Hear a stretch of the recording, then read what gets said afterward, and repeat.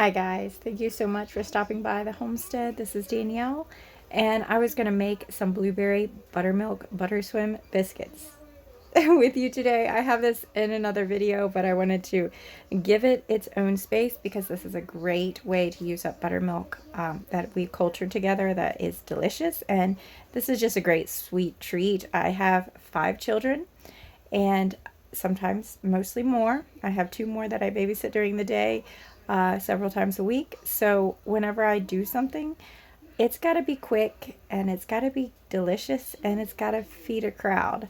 So this is a great way that I get something almost like a scone without very much work, and it's delicious, and it uses up both butter, home rendered butter, no, raw, homemade butter here from our farm that has never left our farm, and the cultured buttermilk, and it's a sweet treat. We don't do treats like this for breakfast very often, but this is a hit. So I wanted to give it some space here on my channel, and I will put the actual ingredients and directions in the link below. On my blog, I do it's just like literally typed out what ingredients and directions it is. It's nothing fancy. And me and my husband were out in the field one day talking about our calf and how she is much more likely to be able to be grass-fed, and she is practically grass-fed. She's barely had grain her whole life, and she's 8 months, and she's looks amazing. And kind of just the idea behind that, we were just talking through it, so decided to stick that in there in this video. If anybody was interested in that, you can watch through the whole video and hear that. It is not the best angle. It's not the best filming in the world, but it does have some good information that I have learned over the past probably 2.5 years doing research on milk cows and the difference between grain-fed and grass-fed. Let's make butterswim buttermilk blueberry biscuits. So we start by sticking like half a cup or more of butter in your cast iron, putting it in the oven while you preheat your oven so that butter just melts. And then you do about 2.5 cups of flour, a 1/4 cup of sugar, a tablespoon of baking powder, and I think half a teaspoon of salt. I'll give the exact directions underneath in the description box. And then I started to do about a 1 3/4 cup of buttermilk, cultured buttermilk, which I have a video on how I make that. But then I end up going back in and putting the whole quart of buttermilk. This didn't have the texture that I wanted when making these biscuits until I had added that whole quart, which is fine. I think I just wasn't paying attention when I wrote it the first time, or this is what I will write in the description box though. And I do this when I want to be kind of lazy. It's a sweeter biscuit. It would be almost like a scone without quite as much work, and it's not going to be something you're going to put jam on. This is going to be sweet enough without it. Sometimes I put a glaze on top of lemon and just sugar, powdered sugar and milk. But we take that pan out of the oven. I love my Le Creuset. I use this all the time. Pan out of the oven with that hot butter. We are going to let these biscuits swim. This is where it gets that name. And for this one, I think I put a 1.5 cups of blueberries. You can put something else in it, but strawberries would be good. I mean, any kind of sweet fruit, peaches would even be great. And go ahead and put the biscuit dough in your butter. And this, actually, I didn't measure my butter. I could have done more butter. And I definitely have in the past put way more butter, and it's even better. So you just kind of spread it out in your cast iron. Cast iron is so easy. I use it for everything. I don't own anything but cast iron as a pan. I don't have any nonstick pans. This is all I have. So I go ahead and cut my biscuits out. I just kind of put the lines through. This helps that butter that's up on the sides kind of go down through. Like I said, I kind of regret not putting more butter. And then I put it in the oven, which there I am putting it in the oven. Don't look close. It's early enough. And this is what it looks like when it comes out.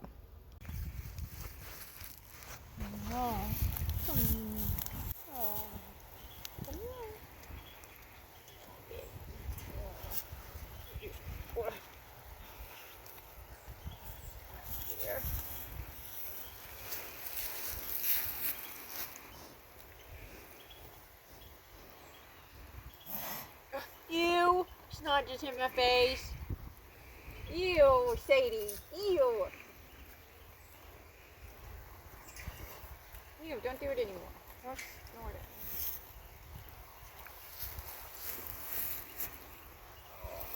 Girl.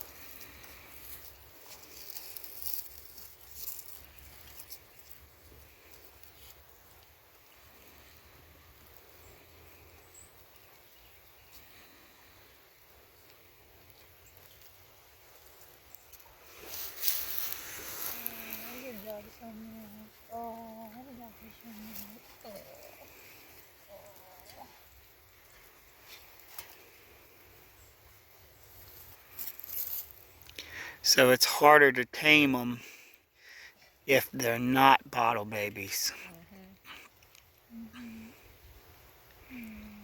But it seems like they are healthier when they're naturally on mother. So it will help her instinct as a mother too, that she has been mothered, so she will know how to take care of her young too. if she's naturally feeding, Raised by her. helps her instinct when she gives birth. You run a higher risk of her dropping a calf and walking away if she's not been nurtured by her mother. Naturally better. Same way with your grass and hay versus on grain. Now, how much grain do you think she's had? 2 buckets her whole life? Probably. And look how freaking healthy she is. Right. Her rumen has developed better than our milk cow. Explain yourself. It's not something I'm well versed on, but when you feed a calf grain as soon as they're born, or not as soon as, but when they're just a couple weeks old, it inhibits their rumen development. Rumen is what turns this grass and ferments it in their stomach, or 4 stomachs or whatever, and turns that into what their body can use. And if it's been inhibited because of corn and silage, not silage, but because of grain, then they have trouble turning just grass into everything they need to. She looks like she's been bulked up with lots of grain, but she's barely had grain. We do that if we want to get her down in the water. And how old is she? She's 8 months. She's had mama's milk and grass and hay because we don't have grass all year round. Yeah.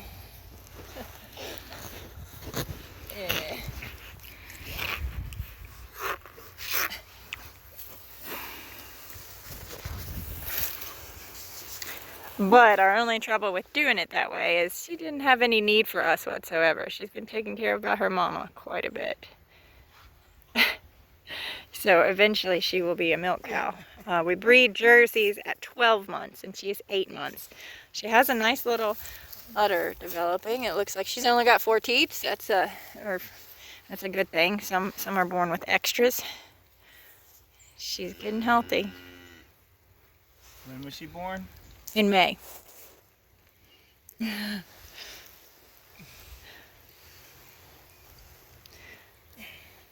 She's starting to warm up to us. But the only thing that we have been is separating her from her mama. She watches her mom love on us though. And her mom's not scared of us at all. So I think that affects her behavior with us too. So once given grain, always have to give grain. Yeah, if that rumen doesn't get developed when they're younger, then you're not going to be able to live off of it.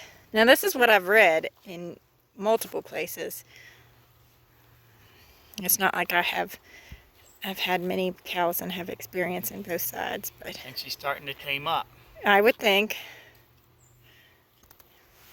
brushing her well would be a good idea.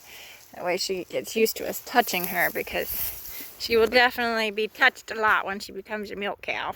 But she's going to be a great milk cow one day. Somebody's family milk cow. Now, she might not, a grain-fed cow will not give as much milk as or a grass-fed cow will not give as much milk as a grain-fed cow, but they're healthier. And the milk will be healthier for you. Grass-fed milk. Miki gives us between 5 and 6 gallons still.